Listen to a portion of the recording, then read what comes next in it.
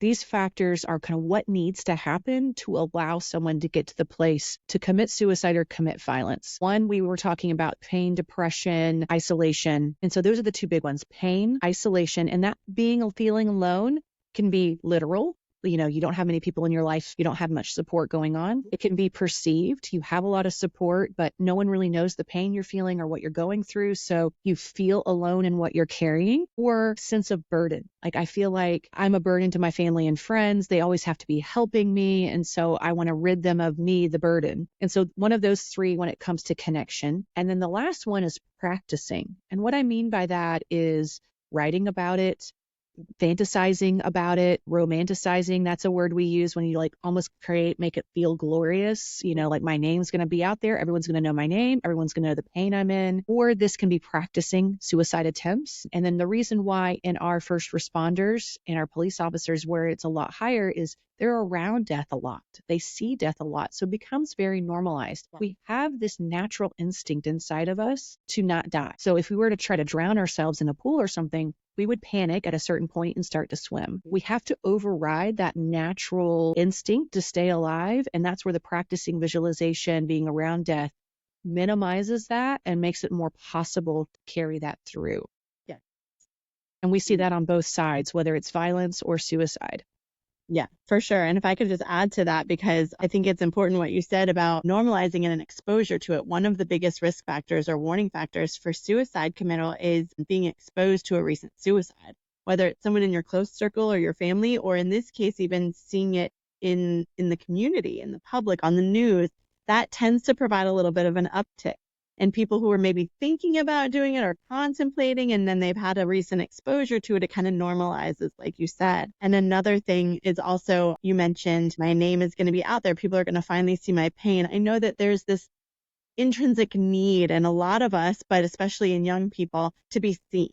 Absolutely. And they're not feeling seen. They're not feeling heard in their lives for whatever reason. Like you said, that could be perceived or it could be actual.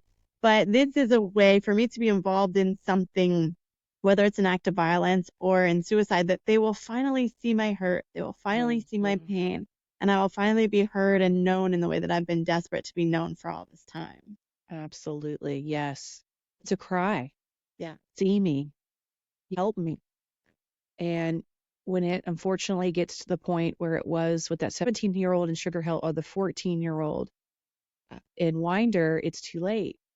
They've crossed that threshold and they're in the middle of their crisis. The goal is to catch it early and do preventative treatment. And in the questions that were asked prior to the podcast, one of those questions in this form that we had sent out, what's the difference between typical teenage angst and a serious situation that warrants counseling?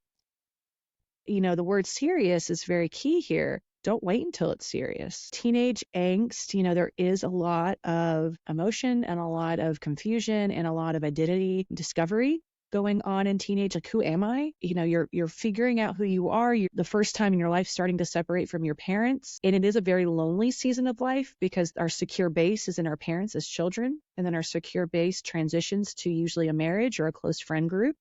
And we're forming that for ourselves in our teenage years. So there's kind of a confusing time of in that limbo period between these two places. And so that is kind of that angst and the kind of loneliness can be typical for teenagers. Mm-hmm. But counseling is so vital for just sitting down and just pausing and go, how am I feeling?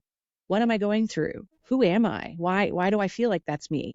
What do I want to be when I grow up? Some of the big questions are in the teenage years. And if we learn how to sit and think through in a really healthy, practical way, then we're really setting ourselves up for success as adults. You don't have to have a significant and persistent mental health disorder in order to seek counseling. Counseling is such a great preventative tool. It's such a great place to learn to process your emotions and to develop coping skills and tools to avoid it getting significant. So not waiting and sending your kids or even yourselves to counseling just for regular daily stress and being able to process that and gain those skills is so important. It's a good pause to reflect. Yeah. And give yourself permission, and sharing it with such a neutral, pragmatic party that's not emotionally infused with your family system or with the stressors of your life, to really kind of have that outside angle